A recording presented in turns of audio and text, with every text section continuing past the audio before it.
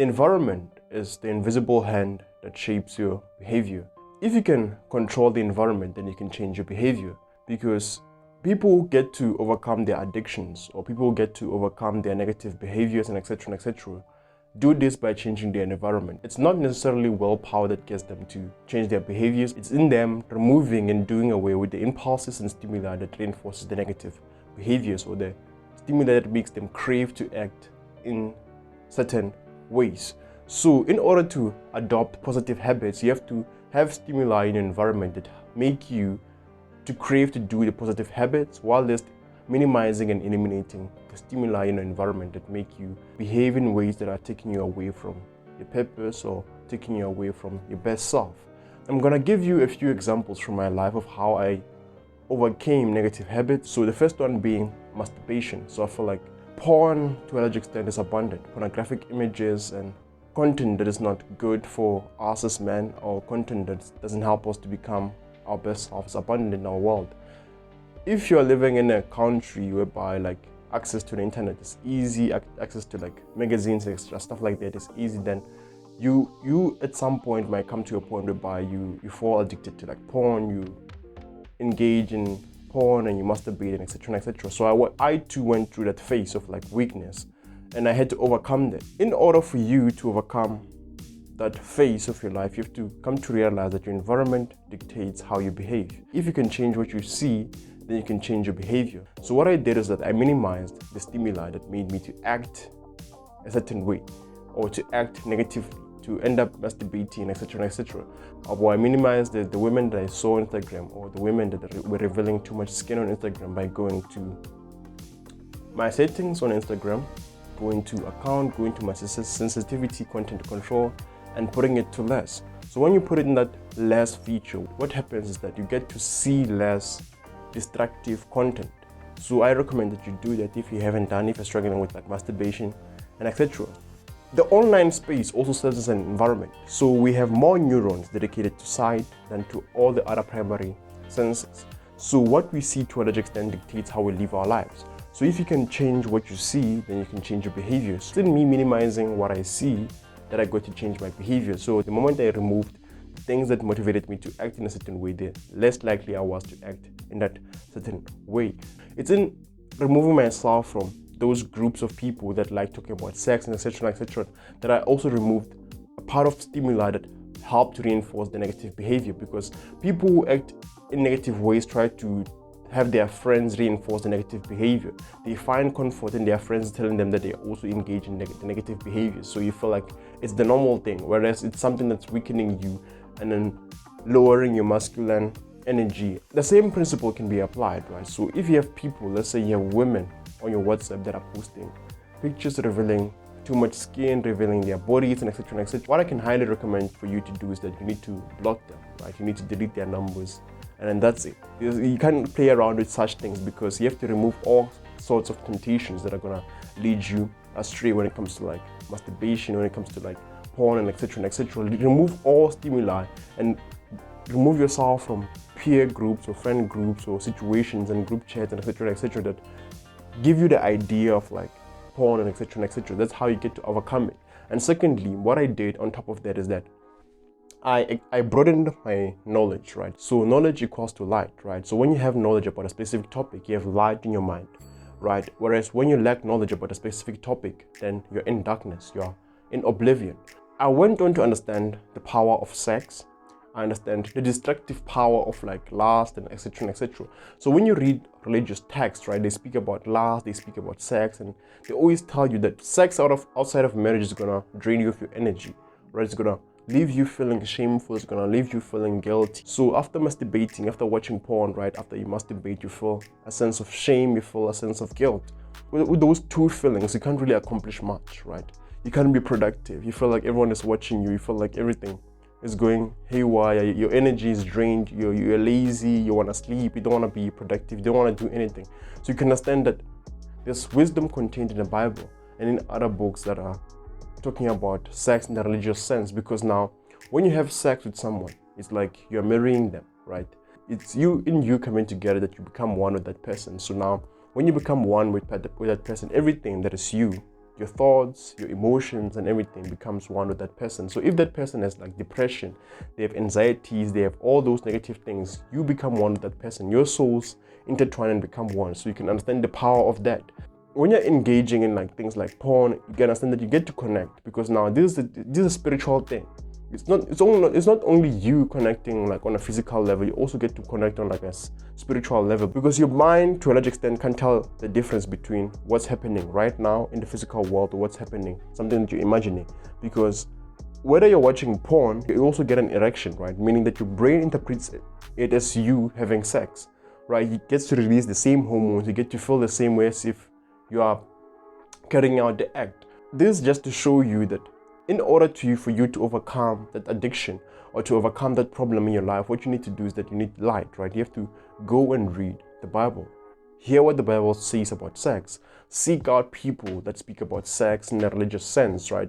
Because most of people or most pastors have struggled with sex in their lives, and they speak about how they have overcome that. So ask God to like help you in that area. Ask God to give you light, to give you wisdom in that area, because God created us, right? God knows us. God is our manufacturer. He holds in his hand our manual. So God created sex, and God says sex is good, because God created sex to be enjoyed in marriage. Because when you have it in marriage, you're putting together two things that God created. God created man and God created female. So when we come together, it's like you're glorifying God. But when you do that outside of marriage, then it's destructive. It can ruin you as a person. So you're getting to understand sex in that context, then it helps you to broaden up your mind, gives you light in relation to like porn, etc., etc.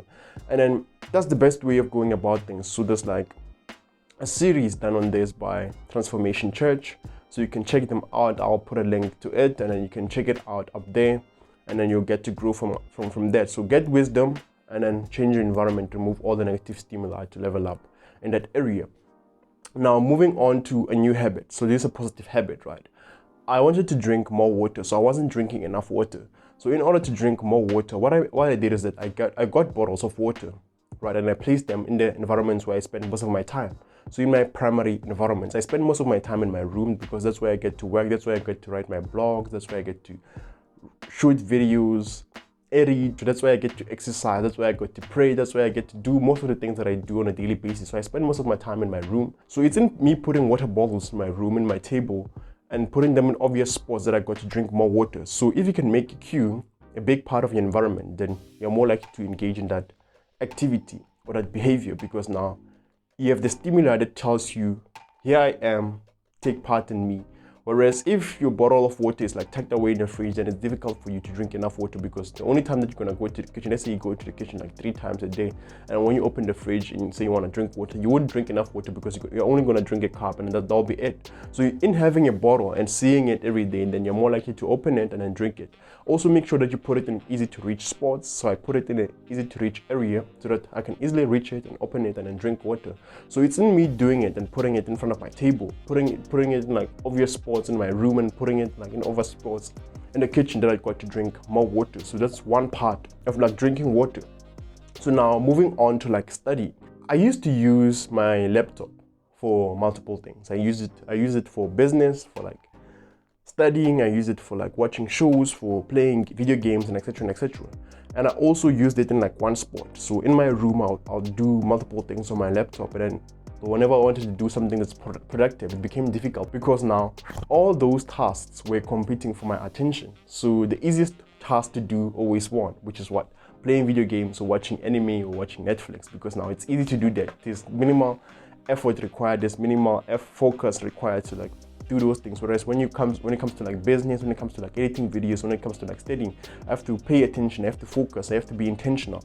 Whereas with the other activities, it doesn't require of me to like be attentive. What I did now to change myself to adopt the positive habit of studying more is that I reduced the number of things that I did on my PC. I only use my PC to do what? Business, and to do editing and to read. So whenever I sat down on my PC, or whenever I opened my PC, my brain automatically switched on to say that right now we're about to work, right now we're about to pay attention, right now we're about to focus, because it understands that we only do a few things with it. It's always advisable to have one use for one item and one use for one space. So you can divide your room into multiple activity zones, right? So let's say your chair, for example, you might be using your chair to like watch movies, to like play games, to eat, and etc. and etc. So what you're supposed to do now is that you have to minimize those activities to like one or a few activities. So in order to be productive, right? So let's say you want to study more, you can have multiple chairs, maybe 2 chairs in your room, and then use one chair for relaxation, to like watching Netflix, doing everything else, and have another chair for like studying and for business, for all the important things and all the productive things in your life. So that when you sit on that chair, your brain automatically tells you that now we're about to work, now we're about to focus. So these same principles apply to all habits. One space, one use. So that's how I got to study more, because now I dedicated my laptop to doing a few things, and then my phone to like watching Netflix, to watching other things. Now I'm moving to sleep, right? Sleep is very important. It's very important that you sleep for enough hours, and it's very important that you sleep without disturbing yourself. You sleep early, you wake up early, and then that's the best way of going about things. It's like there's no one shoe fits all when it comes to the number of hours that a person is supposed to sleep. So on average, they say a person should sleep for like 7 hours 45 minutes, but that's average, meaning there's like variation. Some people will need 10 hours, some people will need 5 hours or more, but on average people will need 7 hours of sleep or 8 hours of sleep, and now they'll be fine. It's important that you have sound sleep, you sleep peacefully without distractions. So how do you come to a point whereby you sleep without distracting yourself? So your bed, make sure that your bed has one use. Only jump onto your bed when you're feeling tired and ready to sleep. Don't use your bed for like watching Netflix, for watching TV, and for playing games and all the other things. So only use your bed for one thing, so that your brain will be conditioned and your brain will know that when I jump onto my bed, I sleep, right? I only jump onto my bed when I'm tired and I sleep. So if you're not feeling sleepy, go sit in another room or sit in a chair and do your activities and do everything else. If you find it difficult to sleep late at night, sit on your chair, watch a movie, do whatever it is that you like doing, and then work and etc. And it's only when you're feeling tired that you jump onto your bed. It's in doing that you'll solve your sleeping issue. In uni, I used to study addictive behaviors, addictive habits, such as like drugs, such as addictive personalities and stuff like that, like how the brain functions around that. And then I looked at that and studied that. To a large extent, I'm not someone who's genetically susceptible to like taking drugs, because now there are some people, let's say they smoke a cigarette for the first time and then they get addicted, and there are some people who smoke weed for the first time and then immediately they are hooked to it. Whereas with me, although I tried it a few times, I tried cigarettes, I tried weed a few times, I wasn't hooked to it, right? So but there are people that when they try it for the first time, they immediately get hooked to it. So that's like, it has to do with like the genes of a person, right? And I also want to give you advice that the same principles apply to whether it's like losing weight, whether it's like overcoming your drug addiction, whether it's like overcoming masturbation, or whether it's like acquiring new habits and etc. and etc. The environment plays a big role towards growth, right? So if you can change the cues that trigger you to behave in a certain way, then you can change yourself. So to a large extent, people who are smoking, right, they are inspired by what? Stress. So they use smoking as a stress lever, or they smoke because their friends smoke. Well, let's say you stay in an area where your friends are smoking. So whenever you see your friends smoking, you crave. So you seeing your friends smoking, that's the cue, and then you go to craving to smoke, and then you act out and you receive the reward of like numbing your stress or numbing your feelings or yourself and etc.